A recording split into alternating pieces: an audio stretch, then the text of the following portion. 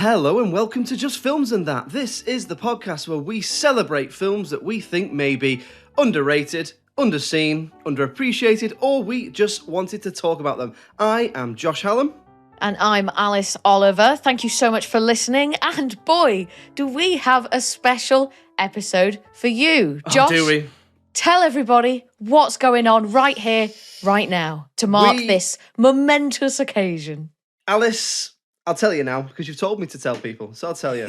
It is our 100th episode. That's right. We reached a century of episodes talking about underrated and underseen films. We've got a letter from the Queen. And people Royal Highness. People ask us, Alice, they say, how have you made it to 100 episodes? And the answer is, we just kept recording episodes about films and releasing them. Just kept doing it. We just kept doing it. No one told us to stop. And ultimately, we've invested time and money into this. And we'll stop when we're ready to stop. Yes, but we can go on no longer. Will we do another 100, Alice? That's the first question. Oh, I think so. I mean, I've definitely got another 100 films on my list. Yeah.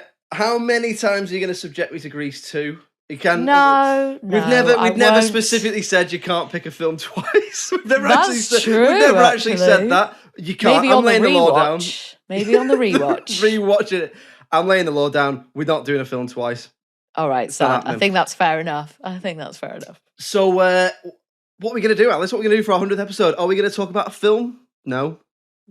I think we're going to talk about many films. Not just any films, all the films that we've picked. We've got a whole bunch of categories. We thought long and hard about these, listeners. We've also got a few listener-suggested questions that we'll be answering towards the end as well. So we're going to look back over these 100 episodes and try and decipher, which is the best film, which is the worst film, and so many other fun categories coming up for you.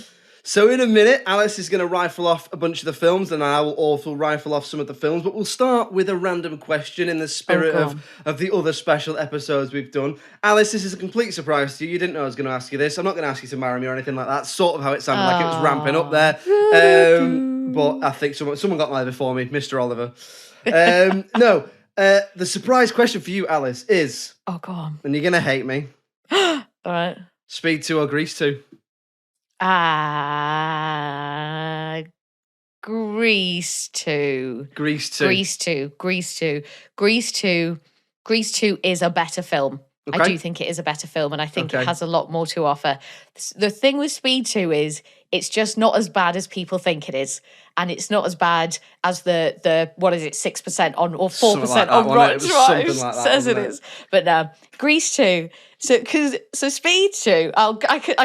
This could be the whole episode now, to be honest. I have melted your head. A little bit, but Grease 2, I believe, is fundamentally a good film.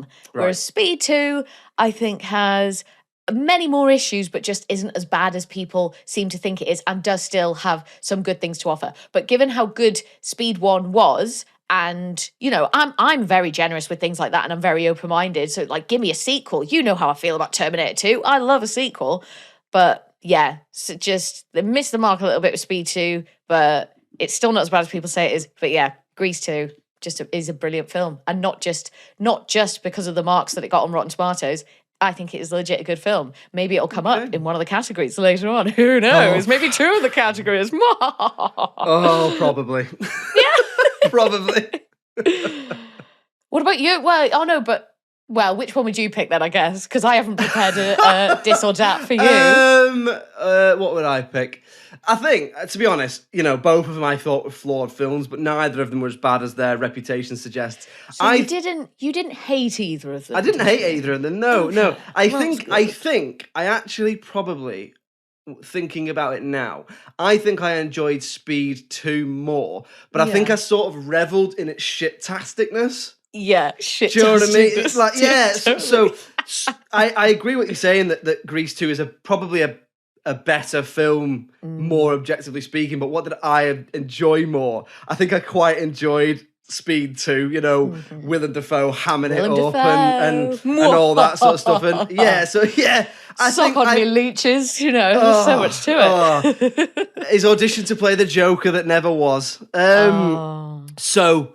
Yeah, I think Speed 2 from my own personal opinion. So, let's get stuck into some awards. So before we do, Alice, we've sort of split the films down the middle to give both of our voices a rest because they've got a lot of films to read out here. Yes, indeed. So in no particular order, what films are we going to be covering? 3, 2, 1, go!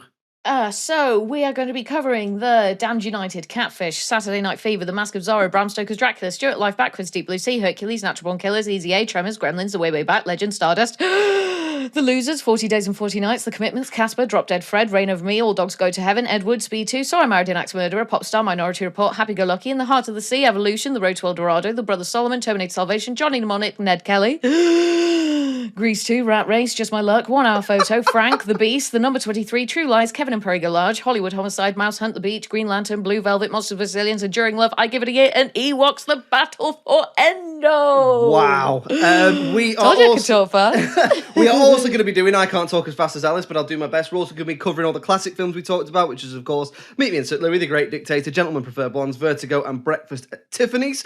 We are also going to be covering the guest episodes we did, which are The Butterfly Effect, Jack Reacher, David Brent, Life on the Road, Swiss Army Man, Enough Said, Adam's Family Values, Funny Games, Just Friends, Dual Focus, Above the Rim, Perfume, Batman Returns, Young Adam, 50-50, Lords of Dogtown, About Time. We are also, to some extent, going to be covering the guests and films that we did before Alice came on board. Obviously, she can't, but I'm going to throw in because I think some of my choices for the answers to the questions match the films we did in the pre-Alice era, or PA. I feel so isolated and left out. or PA as we call it, or BA before Alice. Pre-Alice guests include Dirty Dancing. Pre-Alice guest films include Dirty Dancing, Empire Records, From Dusk Till Dawn, Crimson Peak, Lost Highway, Nocturnal Animals, The Holiday, and of course, The Replacements, which Alice herself picked. Fabulous film. And then the other films we did as well were, of course, Starship Troopers, Young Frankenstein, Warrior, Austin Powers 1, The Good Girl, Away We Go, Almost Famous, Ferdinand, Kiss Kiss Bang Bang, That's My Boy, Thank You for Smoking, Shutter Island, The Origins, and Cocktail.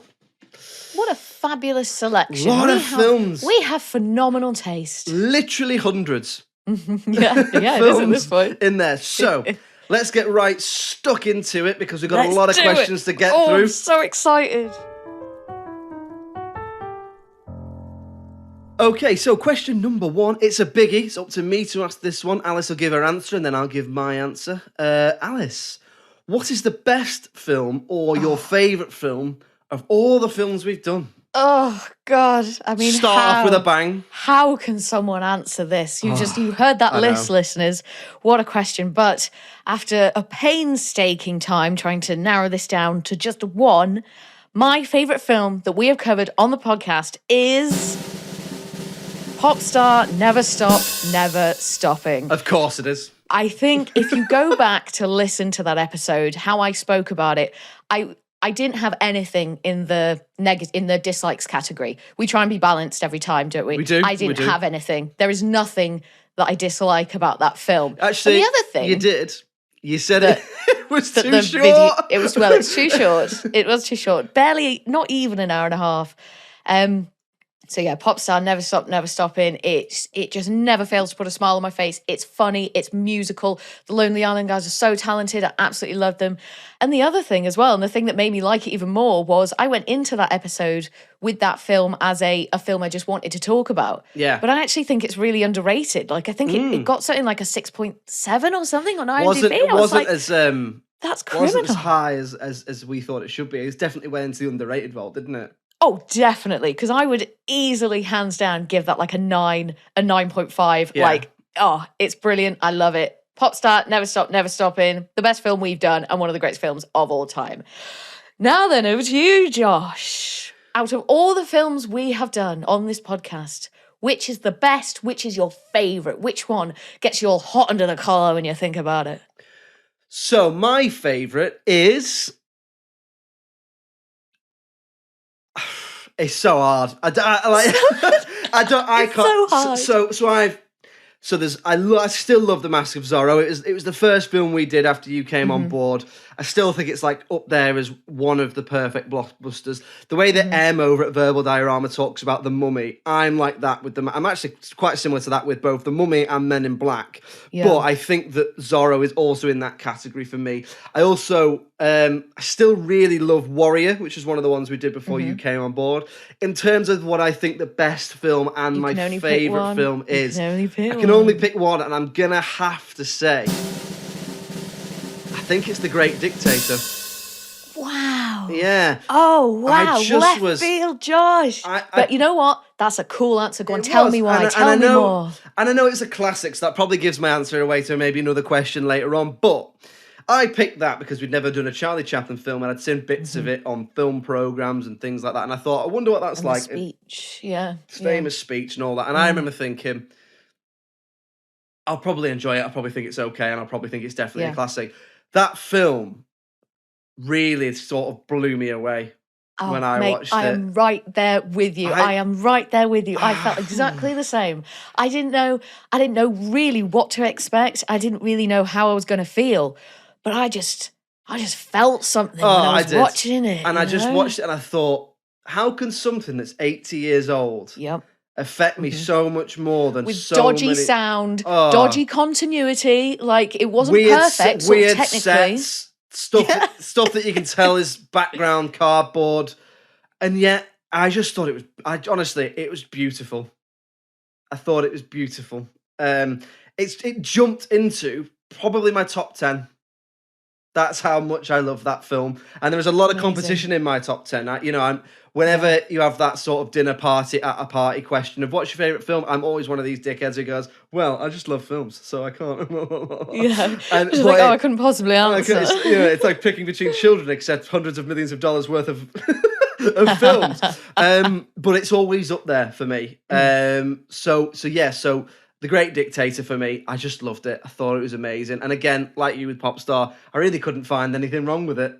Marvellous. That is a marvellous answer, Josh. We've started strong, listeners. We have started strong. So 2 comedies as well. Oh, indeed, yes. But kind of satirical both as well, aren't they, in a way? It's weird how you could make a weird double bill out of them. You so could. Oh, I'm going to write an essay. I'm writing a blog. I'm writing a blog about this. Do satire of 40s versus noughties. 40s noughties parody. 40s noughties. Brilliant, Josh. Yeah. You're on a roll. What can I say? That was a strong start, listeners. I'm really pleased with how that went. So, one of our subcategories was if we picked a film, if our favourite film that we'd done was picked by us, then we would also choose a favourite film that the other person has picked. Yeah. I am so excited about this one. So, Josh, please tell me, what is your favourite film that I picked? So I was going through all of the films. I wrote them all down, which is the list we've just read off of, and I was going through prepping this, and again, it was really difficult to pick one. And I didn't want to pick any that I had seen before. So there was a couple I was like, oh, I love that. For example, Enduring Love. I still really love Enduring Love. I think it's brilliant. So I thought I'm going to go with sort of spirit of the podcast. What's my favourite film that you picked that falls into the categories? And I have to say, that film is In the Heart of the Sea. Oh, excellent choice. I really enjoyed it. It's brilliant. I thought it looked amazing. It sounded amazing. It was a really interesting way to tell a story in 3 parts. It was like 3 different films. Yeah, definitely underrated, definitely underseen. So underrated. I was again, as I usually am, horrified at how low it got, considering how good it is. I think it's a brilliant film. There aren't many films that either of us have picked that I've ever thought I'm going to watch that again, because when you watch it for this, you watch it with quite a critical eye, and it's quite difficult sometimes making notes to then and stuff. go back. It's quite clinical. Yeah. So, but that is one I probably would watch again. Oh, epic! I'm glad I could bring that. Is that what you thought I'd say? No, I honestly had no idea. I had no idea. I thought maybe you'd go similar as you did with The Great Dictator. Maybe pick one of the classic ones that I picked. Yeah, but no, I didn't see that coming at all. In the Heart of the Sea. So, Alice, same question to you. What is your favourite film of all the films I picked? Well, I feel like you you could probably hazard a guess. I'm not going to ask you to, but I reckon you've probably got a good idea about this. But, maybe not. We'll see. But anyway, my favourite film, Josh, that you picked on the podcast is True Lies. Really? Yeah. That I wouldn't have picked True Lies. So I was going through the list, and this was quite hard again because you've picked some pretty good films, and you've actually introduced me to a lot. Like, I don't know. I don't think there's very many of the films that you've picked that I have seen. No. Easy A, Stuart Life Backwards. I definitely saw those two. Early doors. True Lies. Yeah. But so True Lies, Arnie Cameron combo, always going to be a hit. I thought it was cool. I thought it was funny. I thought it was clever. I thought it was technically brilliant. I thought it was sexy. Jamie Lee Curtis was just a babe. Like, oh yeah, I just enjoyed it. It's a hell of a ride, and it was so much better and such better quality than I anticipated. It's so funny. I picked that because I love it and I wanted to revisit it, even though it's probably not Underseen, as people on social media pointed out. Well, it's not Underseen. I do think you made a compelling argument though, and I don't think it is lumped in with the same films that came out around the same time. And also, as I said on the episode, when I went to go and watch it, it is on none of the popular streaming channels. I got Now, Netflix, Amazon. I mean, if it's not on Amazon, wasn't on any of them. Like, you literally can pay. You can pay again, because I looked for it on Amazon. I've got it on DVD, but I, out of interest, looked on Amazon, and it wasn't even available to rent or buy. Yeah. So, you say, not exactly weird. So I think that's a good argument for it being Underseen, because how are modern audiences going to get hold of it? Kids aren't buying DVDs. No. Do you know what I mean? Okay. Question number 2, the flip reverse of that question. The worst film or your least favourite film that we have done. Off you go. So my least favourite film that we have done, I don't think this is going to come as much of a surprise to the listeners or to you. I was very vocal about this during the episode, and I have been since when comparing it to other things. But it is 40 Days and 40 Nights. Very little. Well, ultimately, there's nothing that can redeem it, because its bad points are just too bad. Like, it wasn't just a slightly naff story. It wasn't, just lacking in maybe technical skill or whatever. It was pretty grim. Like, it was pretty horrible. Just a bunch of absolute dickheads being horrible to this, not that much of a dickhead guy. And then his punishment at the end of it all is he gets raped by a woman, and it's played off as a joke. And hilarious. It is funny. I just hated the way that they dealt with it. And I think, like you touched on in the episode as well, interesting concept. And I think you could definitely do something there if you thought about it for 5 minutes. That's the thing, is there is a nugget of an idea there where if you had that, you could do something with it that's not, everyone in this film is literally a sex crazed maniac. Yeah. And it's mainly the blokes, but even the female characters, or some of the female characters in it are so sex motivated and sex obsessed. It's crazy. Like, it's proper. It's so strange. It was a strange film to revisit. Yeah, and not even like I'm all for people expressing their sexuality and, and being sexual and stuff, but it's the way that they dealt with it. It was all very forceful. Like, it was these women, locking Matt in a room, trying to get him, to break his vow and all this stuff. And it was they just dealt with it really, really poorly, I thought. But anyway, this is going to be interesting now. Josh, what's yours? What's your worst film? So my least favourite film, or the worst film we did, great minds think alike. It is also 40 Days and 40 Nights. Yeah. I think, unfortunately for the film, it's aged horribly. It was in that post-American Pie. Oh my God, this has been a success. So, whenever a film has been a success, what Hollywood then does is goes, what if we just sort of make the same film but change it up a little bit? In post-American Pie, you then had all these sex-related comedies, and this is one of them. And they've pretty much all aged really poorly. The objectification. There are things I can forgive. There are things I can forgive in the aging of the film. But considering, if you compare sort of things like sexual liberation, gratification, representation in something like Gentlemen Prefer Blondes, which is 70 years old, and this is 20 years old, that for me is not good enough. And it missed the mark, because I think there was an idea there. So unfortunately, I think same answer for both of us, which is good. 40 Days and 40 Nights. So moving on from the bad to the good now, and our next question, our next category is the best film chosen by a guest. Now, we've had some pretty sick guests on our podcast, and they have chosen some pretty awesome films. This was a tricky one. But Josh, tell us, what is your favourite film that we've done on the podcast that was picked by a guest? My favourite film that we have done on the podcast picked by a guest was The Replacements. No, I'm sorry, it wasn't. That was mean. That was mean. Oh, that was so mean. That was so mean. No, I'm sorry, because it brought you on board, Alice. You came on and no. I mean, as we've said, I've enjoyed pretty much every film that the guests have picked. I've never really had to bullshit my way through an episode or anything like that. And if I've ever had issues, we've always laughed about it with the guest. I think that my favourite film was probably, actually, I would say Duel. Oh, yeah, you I did loved like that. it. That was I great. really Andy Bush. enjoyed Andy Bush. Andy Bush. Shout out Andy Bush. Yeah, shout out Andy fabulous Bush. choice. So I loved fabulous Duel. choice. And I did. And I also really enjoyed Dirty Dancing. Which we did before your time, because I'd never that was PABA. I'd never seen it before, and I went in with probably I went in with expectations, probably through a veil of toxic masculinity, thinking what the fuck's this, and it was amazing. Really loved the film, and yeah, it's definitely one of and that is one I've watched since we did the episode, and enjoyed it all the more for having watched it through that lens. You do only get to pick one. You do only which one? Okay, I will probably say Duel. Would you say that Duel is the jewel in the crown? And that was the day the podcast died. Yes, I think I'm going to go Duel, because it was just, I did enjoy Dirty Dancing, but Duel really blew me away, actually. Like, I really did not expect it to be so good.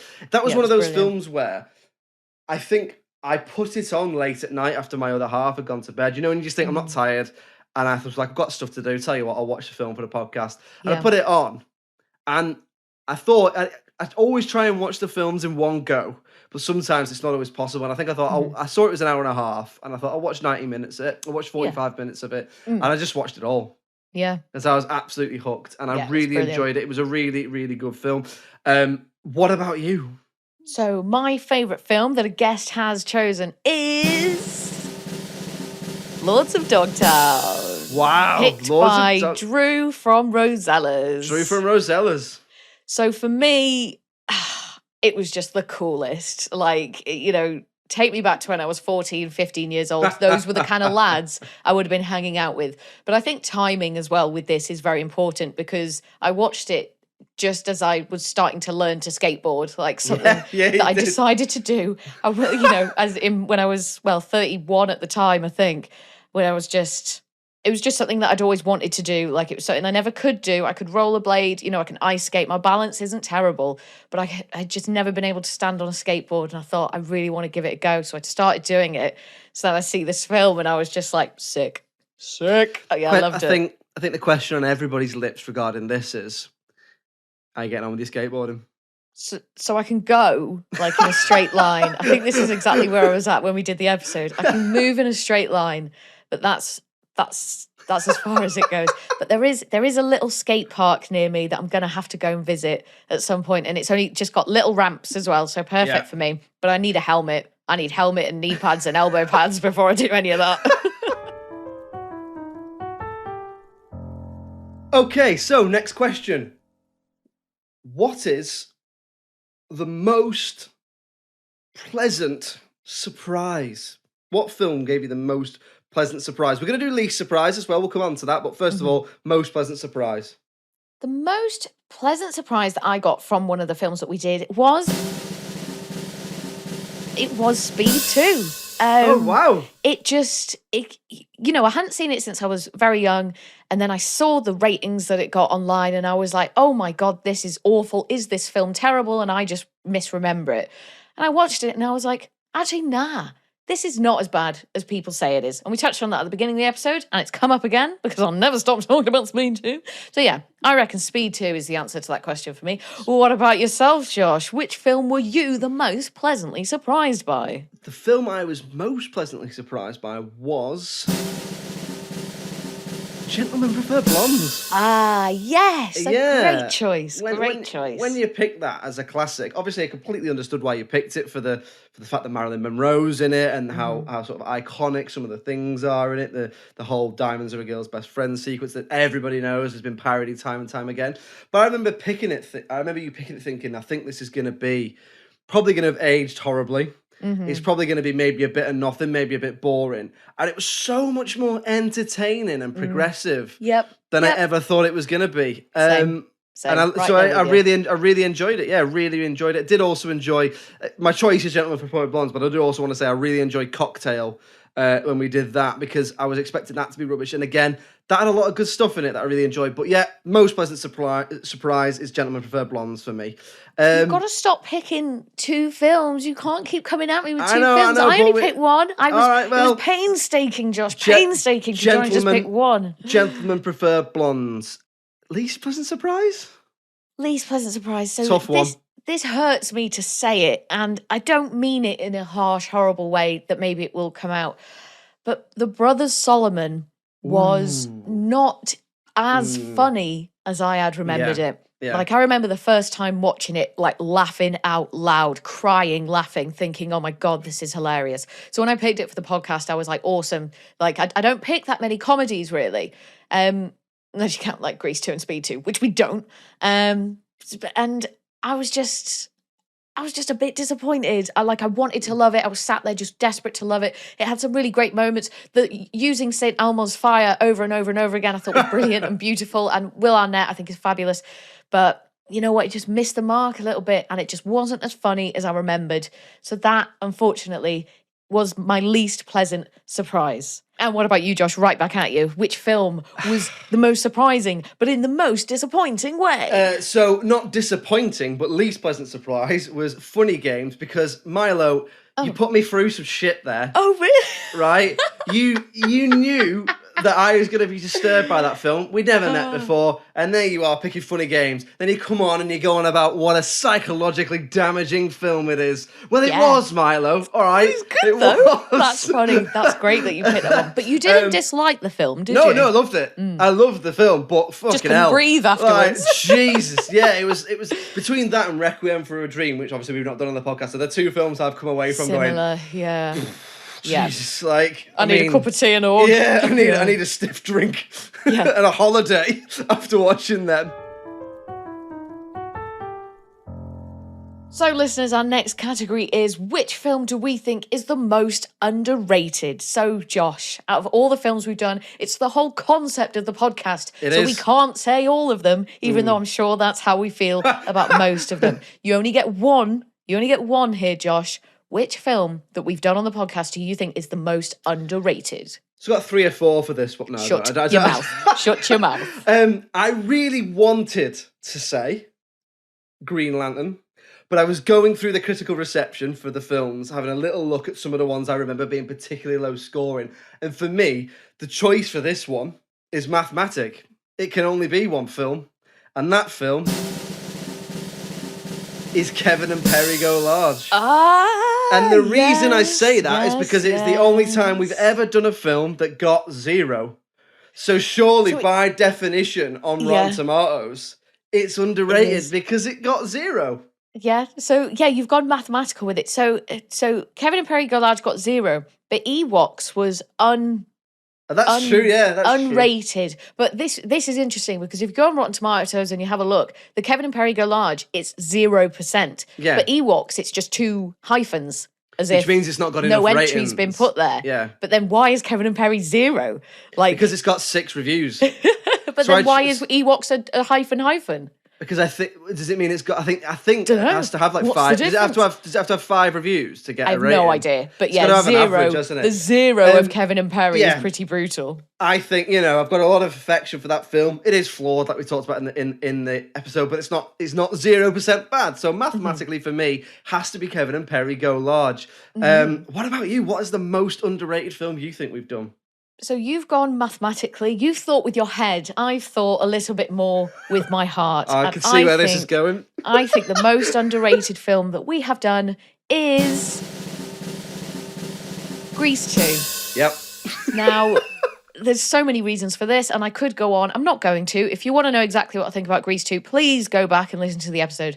But basically, this film got annihilated. The ratings are atrocious. It's something like 38% by the critics on Rotten Tomatoes. Michelle Pfeiffer has said that she hates this film, and I'm just not having any of it. Just because people went into it, this is what I believe, people went into it expecting something. They had a preconceived idea of what they wanted it to be because it was the sequel to Grease, and when it wasn't that thing, they thought it was shit. It is not shit. It is a brilliant film. Stephanie Zanoni is a feminist icon. The songs are epic. It is... If you like Grease, I honestly don't know how you can watch Grease 2 and not like it. It is a better film than Grease. The messages are better. The songs are better. Michelle Pfeiffer is just divine. Ugh, yeah.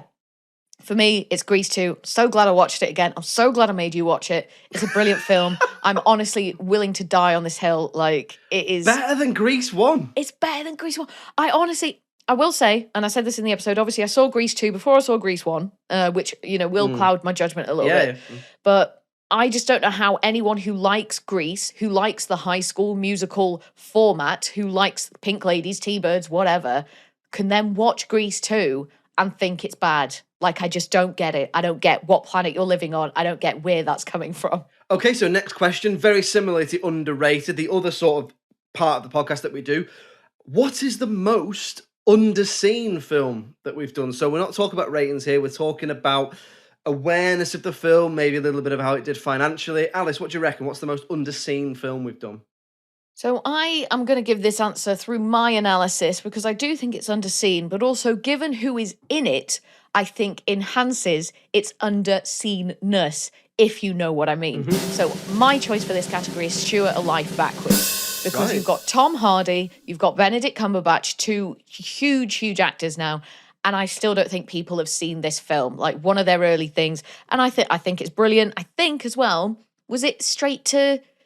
It was a TV movie. It was a TV film, yeah. I think, yeah. So I think that makes it maybe a little bit less accessible for people. I think maybe the subject matter isn't super accessible as well. Like, if you're not into that sort of thing, that could be quite a challenging watch. It's not the sort of film you're going to watch for escapism. So for me, Stuart Life Backwards. What about you, Josh? With all the films we've done on this podcast about underseen films, which do you think is the most underseen film? So I tried to apply mathematics to this again. Similar with Underrated. And I came up with the answer of The Beast, right? Because by definition, we had a look at it and it had like been on something like 20 screens or something in America. I don't think it was even. I think it was 2. Was it something like that? I don't know, but it was not many. So by definition, it's probably The Beast. But I can't bring myself to say The Beast because I have another answer that trumps it. So you're doing the double answer thing again, Josh. We're going to be here all night. I tell you. We are. But what's your real answer? So the answer that I've picked, and it's just because I've got such a soft spot for this film. The answer is Reign Over Me. Again, similarly to your answer about Stuart Life Backwards, it's got Adam Sandler in it. It's got Don Cheadle in it. Liv Tyler. It's got a few other people in it. Donald Sutherland, a couple of others as well. Yeah. And I think it's something that I think it's a film I think it would take a lot of people by surprise. And I think, unfortunately, people maybe don't touch it, perhaps because Adam Sandler's in it. Quite interesting, there was a lot of buzz a couple of years ago because he did Uncut Gems, and a lot of people were thinking, he should win his Oscar for this, as if it's a given that every big actor should eventually win an Oscar. But, he should, and I've not watched Uncut Gems yet, so I can't comment on how good he is in that, but he's bloody brilliant in Reign Over Me, so most of the scene for me is Reign Over Me. Okay, good answer. I think we come up with some good answers there. You first went with your head, but then you went with your heart. I like it.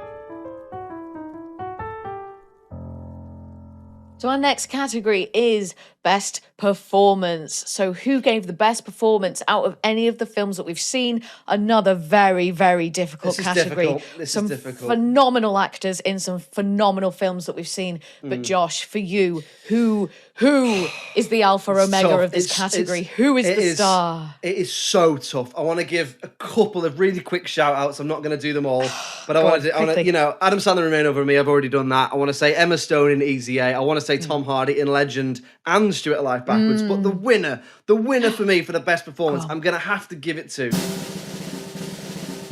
Michael Sheen, Damned United.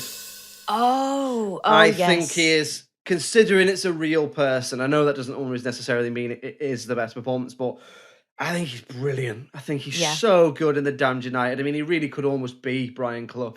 Yep. In that film. A worthy winner. So for me, it is Michael Sheen. What about you? I'm really intrigued to see what you say about this. Have you got a couple, or have you stuck to the one? I mean, there is so many that I could say, but I've been very strict about this, and I have only made note of the one. Is it Michelle Pfeiffer in Grease 2? It's not Michelle Pfeiffer in Grease 2. She was my number 2. No.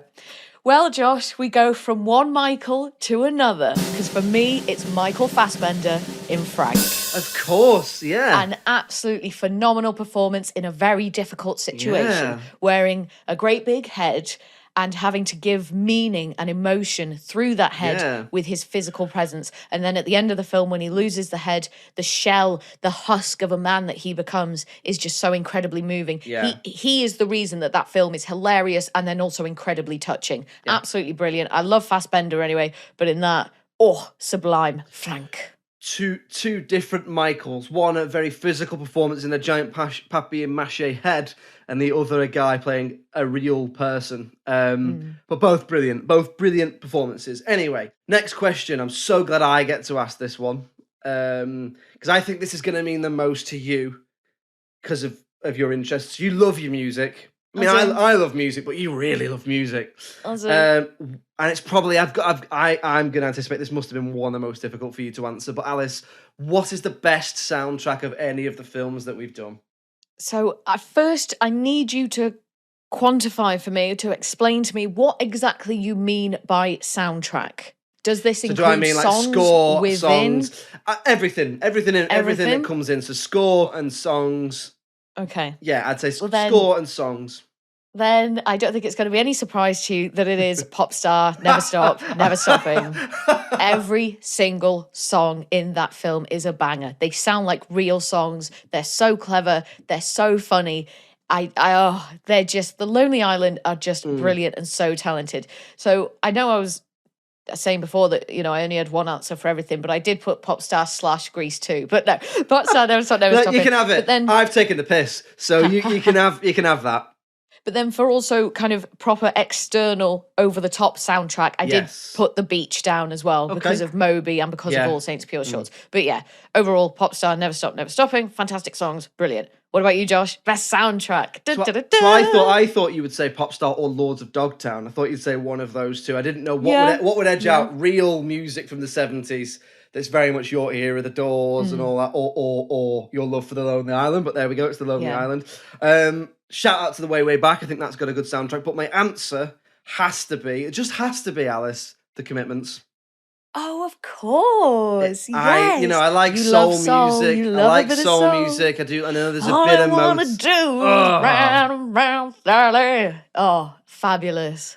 Love The Commitments. The fact that they're really playing it there as well really adds to that. Kids. What are they, kids? 18, 17 years old. That raw feel to it. It's sexy. It's sweaty. It's brilliant. Love the sound of The Commitments. Still listen to it to this day. So we've come to the last few categories now. And so, Josh, I will ask you, of all the films that we have done, which do you think has the best cinematography?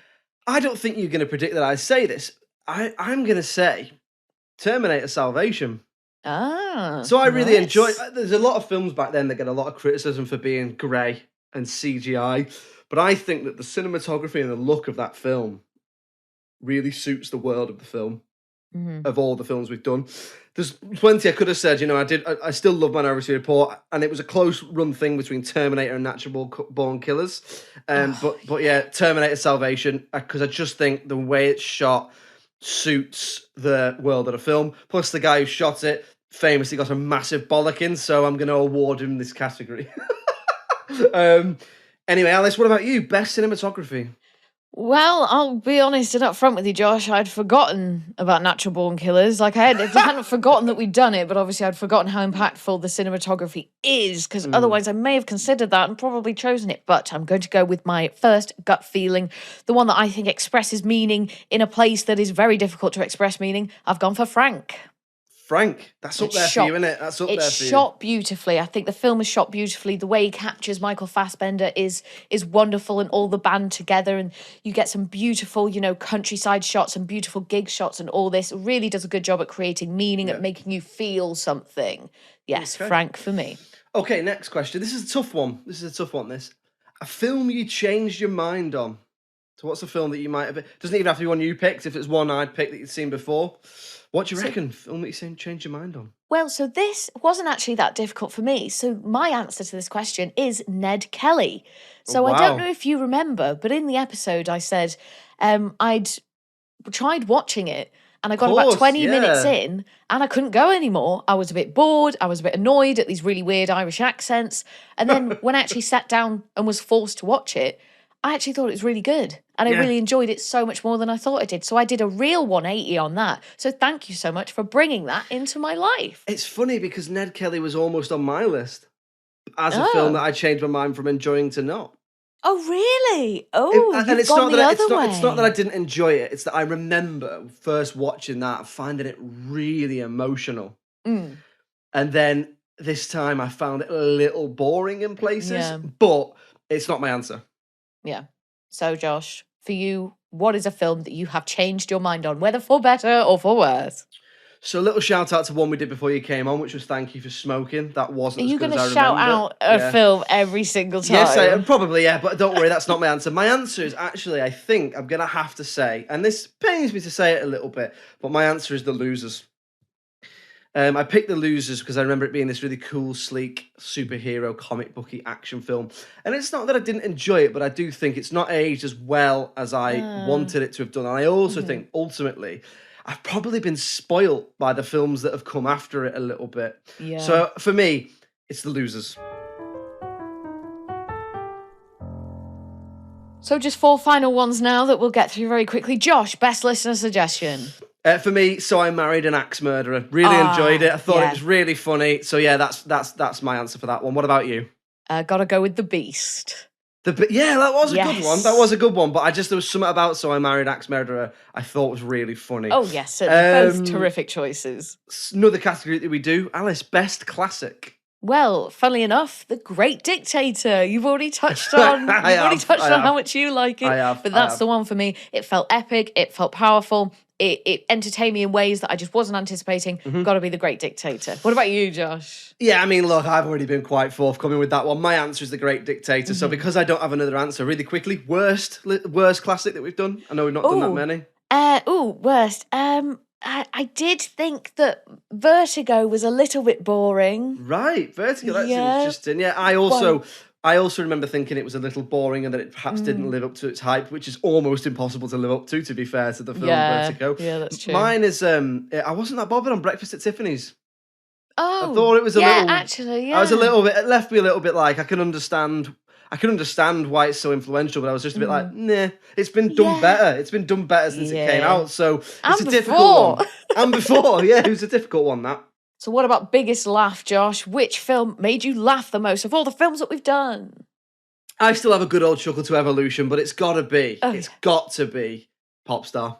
Hell yeah. It's got to be Popstar. It makes me laugh consistently. I've watched it more than once. I can't remember if I've watched it since we did it, but I wouldn't be surprised if I did, because it's it's a tight, less than 90 minutes bit of pure comedy genius. It's up there with Spinal Tap for best film of that kind. What about you? Is it the same? Well, what do you think, Josh? If that's your answer, what do you think mine's going to be? Yes, it's Popstar, Never Stop, Never Stopping Again. So I think that has won 3 of the categories.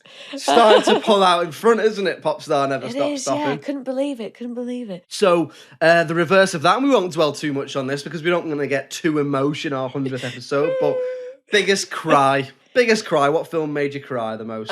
Rain Over Me, like that. It did get me. There was two very prominent moments in that film that really, had me shedding a few tears. So I obviously I considered Ewoks a little bit, but that was mostly a cry because of how nostalgic it was, and I thought, does that really count?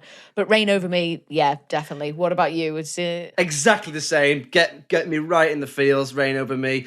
It's cut and dry for me. That there's not many others. I think it might be the only one that's actually made me cry. So Rain Over Me, absolutely. Not Ewoks. You didn't shed a tear when Sindel had to leave Wicket.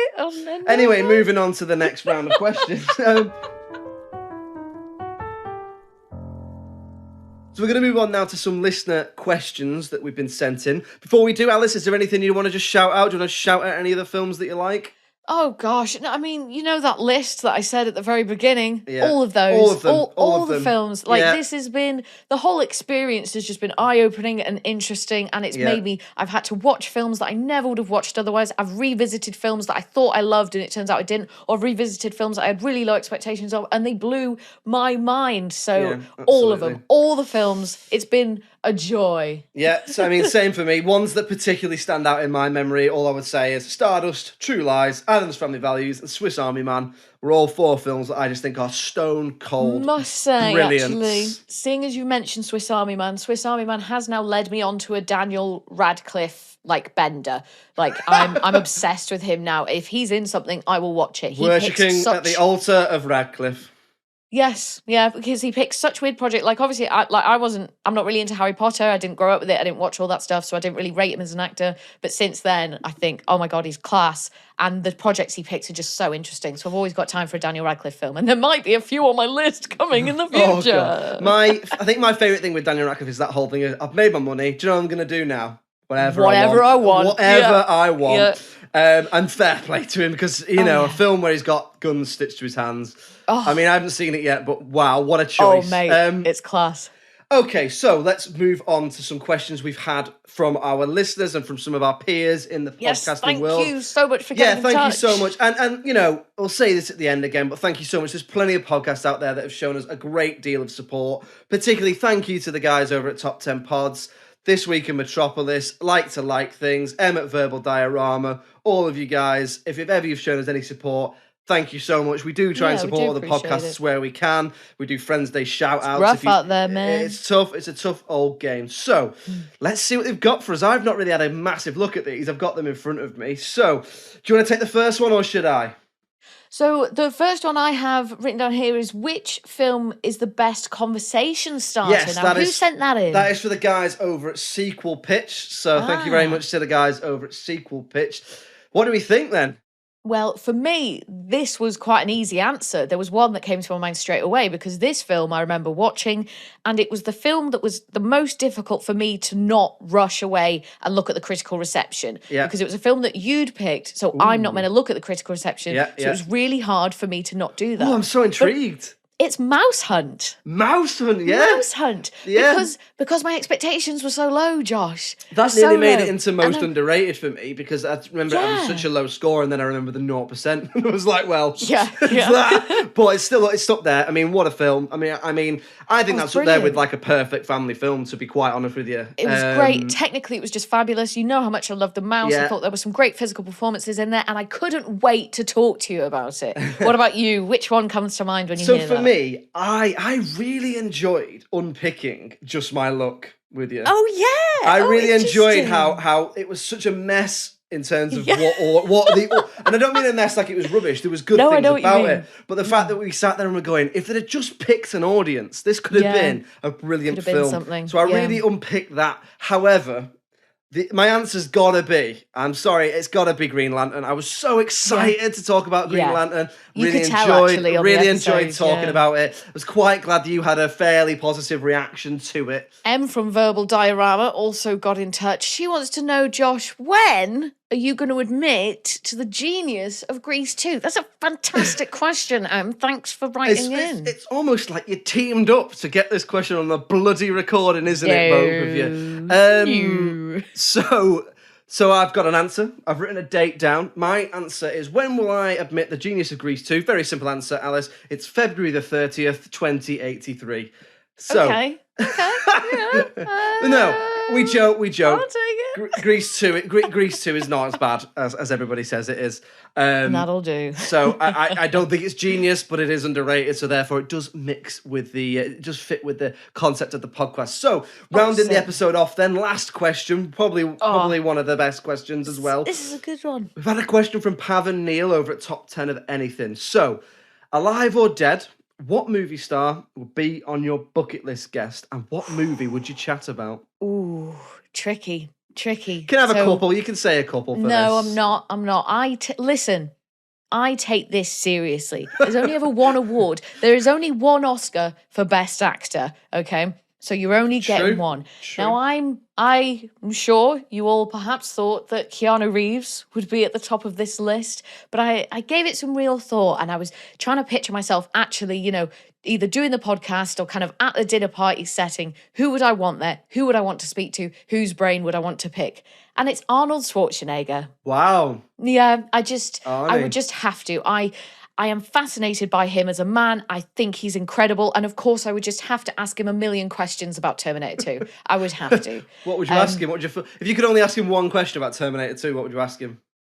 Oh, God. The look of horror. Oh, just one question. I guess I would just want to know, does he like the film? Yeah. And is he proud of it? He must be. I mean, Terminator 2, it's got to be up there with like the best film he's made. And he famously says, I think it's Arnold Schwarzenegger, I might be getting him mixed up with someone else though, that he doesn't regret a single film he's done. Oh, that's a nice, including Batman and Robin. Think, yeah. Yeah, so it is a nice way.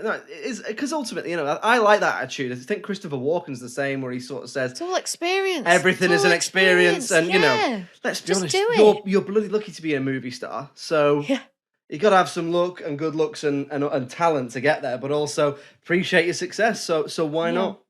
Yeah, so definitely Arnie for me. What about you, Josh? I'm interested to hear your answer. It was so difficult to choose between two. Both of mine are actually dead.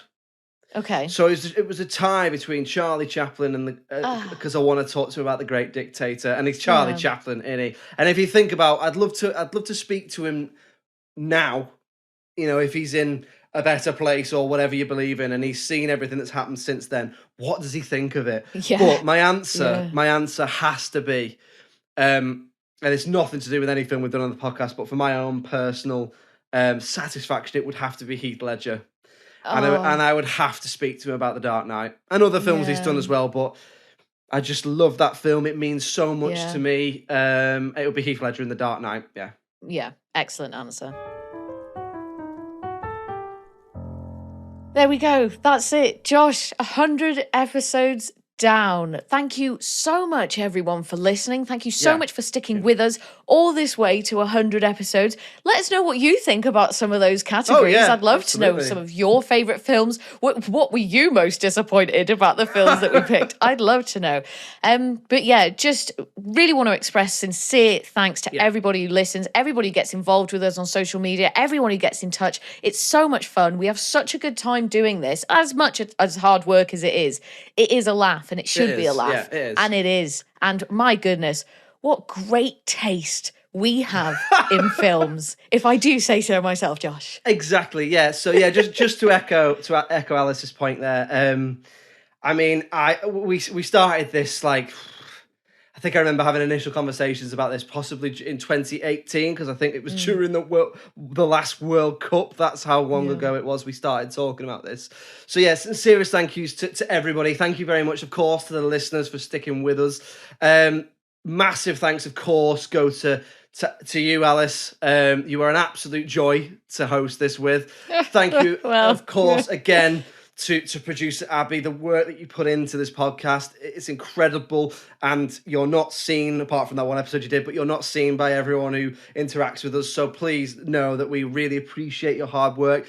Thank you, of course, to the guys who started the podcast with me, Adam and Al. Thank you so much for starting out on this journey. Thank you very much to all the guests that have been on, giving you time to come and speak to us about your favourite underrated films. We've been allowed to meet some of our favourite people Some fantastic people. because of this this podcast. It's what not, a joy that it is. It is not an understatement to say I've been sitting there sometimes pinching myself thinking I'm getting to speak to these people whose careers I've followed and enjoyed, particularly like their content and things that they've put out and stuff like that. I mean, just incredible. So we'll draw the episode to a close now. Thank you very much again to everyone I've just mentioned. Please stick with us. We'll still be putting episodes out every Tuesday. We'll have another episode in your feeds next week. I'm not going to plug the social media. You know where to find us. It's been 100 episodes, guys. You know where we are. It's been 100 episodes. So all that remains to be said from both of us is a very sincere thank you. And we will see you next week. It's goodbye from me. Cheerio. Bye.